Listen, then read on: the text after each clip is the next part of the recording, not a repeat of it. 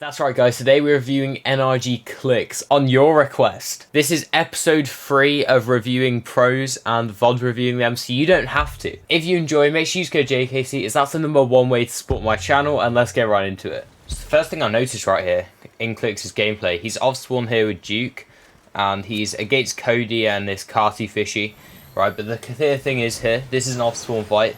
What he's doing here is he's getting high ground. He's about to go for it. He's about to go up. He sees there may be buildings west of where he is. They're in them buildings, so he's getting height to get the start tags, because the start tags are like 90% of the spawn fights.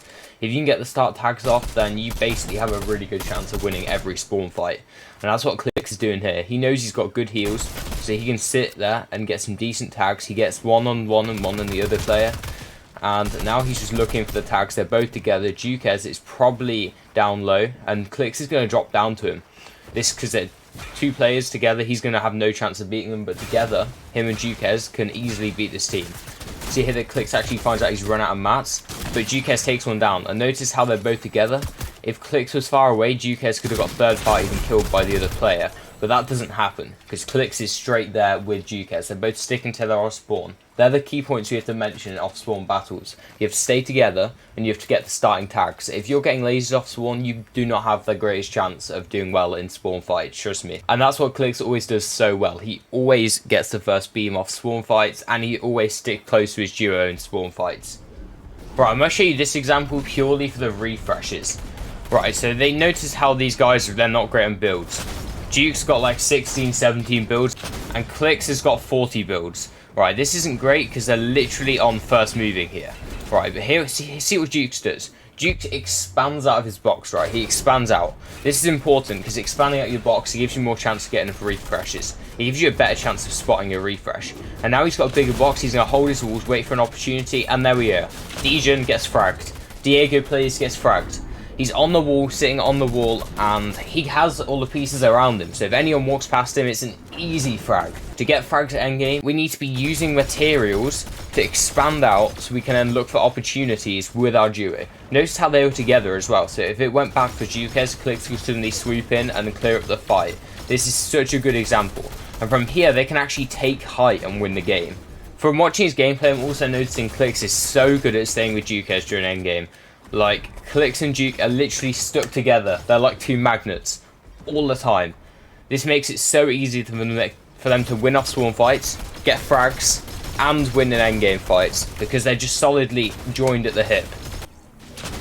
They even drop down together. You see that little movement there? They drop down together on the last couple players, meaning they can just secure the win. That's an 8-kill win in one of the most stacked lobbies I've seen in a while. One thing I wanted to take note of here in this 4th game of the weekly Elite Cup finals is that he's not afraid to use match when he's below on Storm Surge. When Clix is below on Storm Surge, he will use his builds. That might sound pretty obvious. Like in Storm Surge, when I'm below Storm Surge, I feel the need to conserve my mats, but Clix realizes that if he doesn't get the Storm Surge, then he's dead.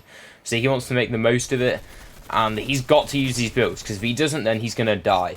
Obviously, the refresh he gets to right here is nothing special. It's just, if anything, Chimp being a little bit unaware here. But the way he uses his mats, that's something we need to look at, because he knows he's going to get the refresh, so he's using builds because he needs the Storm Surge. If he didn't get the Storm Surge, he's dead here. So this is a really good move by him. I would not have been using that many mats, but his confidence in his own skill to get the refresh and get the surge he needs. From watching Clix quite a lot, I've noticed that when he doesn't have a lot of builds, he either looks back zone for frags on the layer that he's already on after he's tarped ahead, or he drops all the way down, because there's so many people on that low ground, and most of them have hardly any builds, so lots of them are just straight gunfights, and Clix wins those gunfights. See right here, him and Duke have pretty much no mats, so they both drop down, they spray through, and they get a really nice refresh here.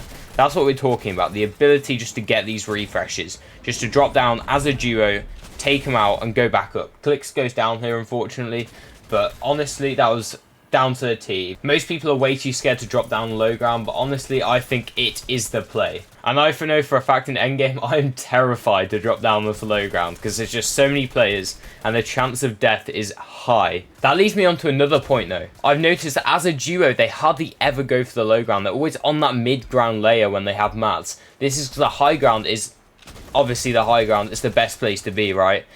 But the low ground, there's so many people on the low ground that if they have mats, there's no point in being on the low ground because there's just so much colliding of players at the bottom of the map. And this means their chances of playing out the mats are a lot slimmer. So their chances of survival are higher on that mid-ground layer. Especially in the first and second moving zones, where there's so many people on the low ground, there's so many people going for the high ground, then they can take the high ground or low ground third moving zone when it's less congested.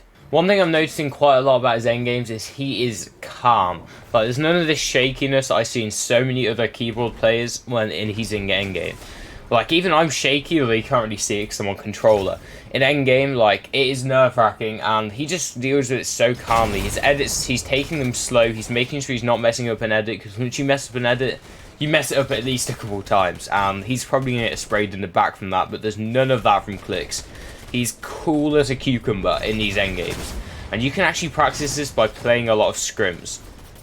As the final thing here, I wanted to point out this really good rotation. So he sees he gets a massive map refresh, like look at that, he's on 88 builds now into first moving zone.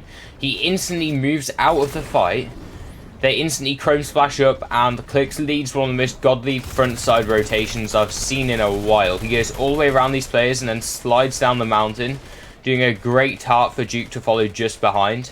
And this puts him really front side. Look how front side of zone this man is right now.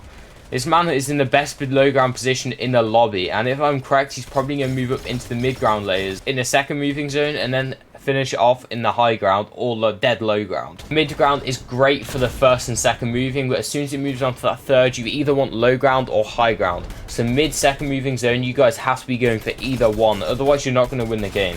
And you can see that Clix is currently on that mid ground layer. I guarantee you that if we were to move this timeline a little bit further, let's say here, he'll be either on low ground or high ground. There we are, ladies and gentlemen. Moved it just a little bit further. He is on the low ground with Duke right now. Clix does it. You guys can do it too. I really hope you enjoyed. Make sure you go JKC in the Fortnite item shop, as that's the #1 way to support my channel. And I'll see you guys in the next video. Make sure you comment who you want me to VOD review next.